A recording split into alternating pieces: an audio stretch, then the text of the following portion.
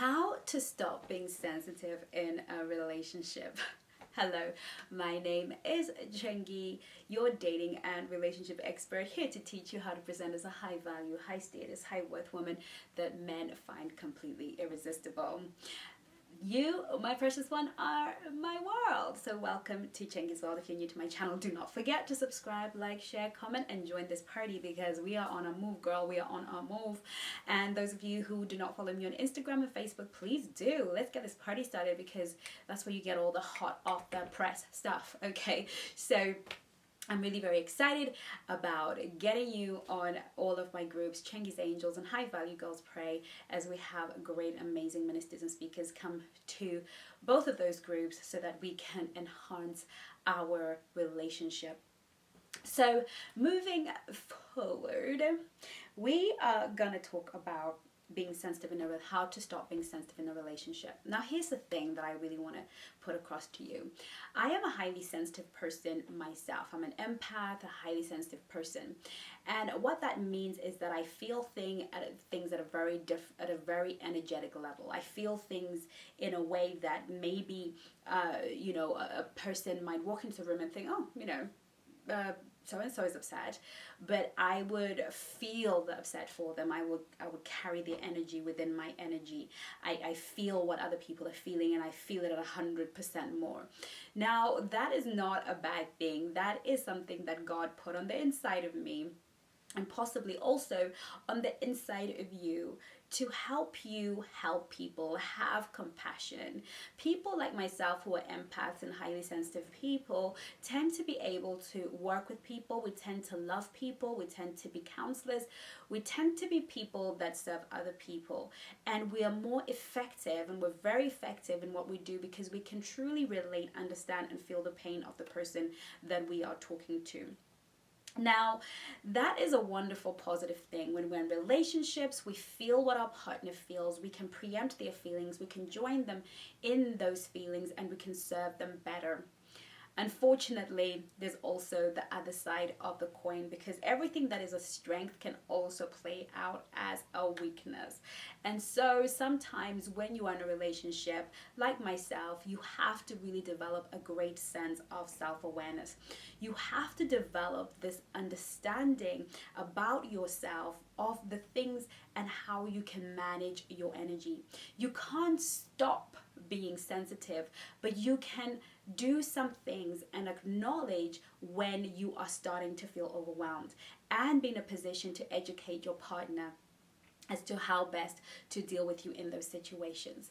Now, one of the things about me is I know that when I have been giving out of myself, or in a crowd full of people, taking in their energy, taking in their stuff, that I become depleted.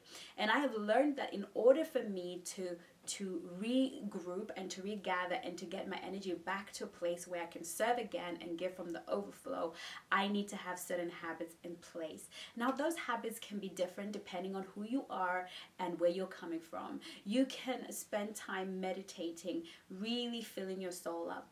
Or you can, like me, spend a lot more time praying and spending time with the Lord. Because when I spend time with the Lord, it's like fueling my car, and I need a good chunk of time, at least once a week, where I'm uninterrupted and it's just me and God time, because that is what helps me to fill up and then not top over when I am being, in a situation that's sensitive. Also, it's about informing your partner and letting them know that certain things will overwhelm you, and when they do, this is how I would like for you to respond, so that you are not hurt by me being overly sensitive.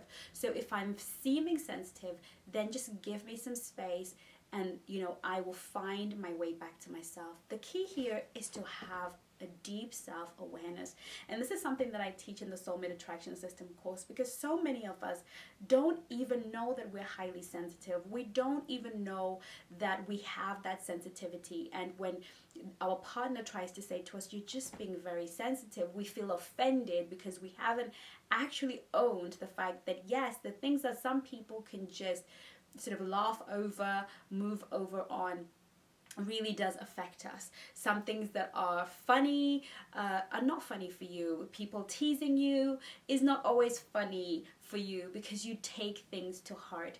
And so knowing that you are a highly sensitive person, knowing that this is how I'm made up, you can also walk into the room and walk into a situation in your relationship where you understand that you are being sensitive. You see, when you understand it for yourself and it's not something that you're being told by other people that you're highly sensitive, then you know that you have to come in with a thicker skin. You have to be okay to laugh at things that you wouldn't find funny, or even if you don't laugh at them, it's okay to feel the way that you do, but not and understand that it is not always meant in that way. When you're a highly sensitive person, it means that your emotions resonate at a way higher level than most people's ones, in which case you of all people need to really engage your rational mind, especially when you're in a relationship or in a social situation. It's really to sit down with your partner, educate them on the fact that this is the way that you're wired, and if you're with somebody that it loves you and understands you, they will make room for that part of your sensitivity. They will make room for that area of sensitivity. The key is being able to communicate to your partner, this is my makeup, this is how I'm built. It's not how I want to be, it is how I am. It's not for lack of work, it is for the fact that that is also what makes me a great partner. It's also what makes me a sensitive partner to your needs. It's also what makes me such a loving and empathetic person.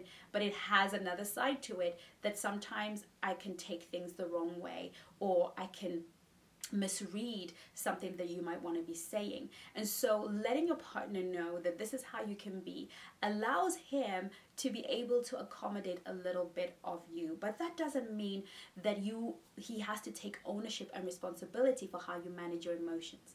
We have to understand, ladies, that your emotions are your business. They're not your partner's business. They're not your boyfriend's business. They're not your husband's business. They're your business. And also allowing other people. One of the things that has truly helped me, especially of late, is allowing people the right to their feelings. Allowing people the right to feel bad and not feel like I have to carry that with them. Giving them their right to be angry, to be upset, to be annoyed, and not believe that I have something that I should do about it, that there's anything that I can do about it, but allowing other people and allowing your partner to have his emotions, whatever they are, and not lurching forward to try and ease them, not lurching forward to, okay, let me try and make that emotion better for you. Let that person feel the emotions, process the emotions, and be okay. And you will learn to harness your own power and allow yourself your emotions. Here's the thing about emotions. They're not good or bad. Emotions are emotions. Whatever the cocktail of emotions, how you feel them, the degree at which you feel them, that is not good or bad. It is just what it is. What matters is what we therefore do. It's whether we allow those emotions to decide on our actions. It's whether you allow that moment of being triggered so easily to make you a prickly person to be around, or whether it's something that you decide, I am going to be the sort of person that is easier to be around, and I'm going to set my boundaries around me so that people understand that this is this far and no further, and they can respect the way that I am made up as well, and we can preserve the relationship. So it's really about having these tools, being able to truly communicate to your partner the things that you need, things that you desire in order for you to be happy. Also, just the ability to give yourself permission to feel what you feel and give your partner permission to feel what he feels, and developing a strategy for how you will cope when you are about to expose yourself to a situation and circumstances that you cannot control.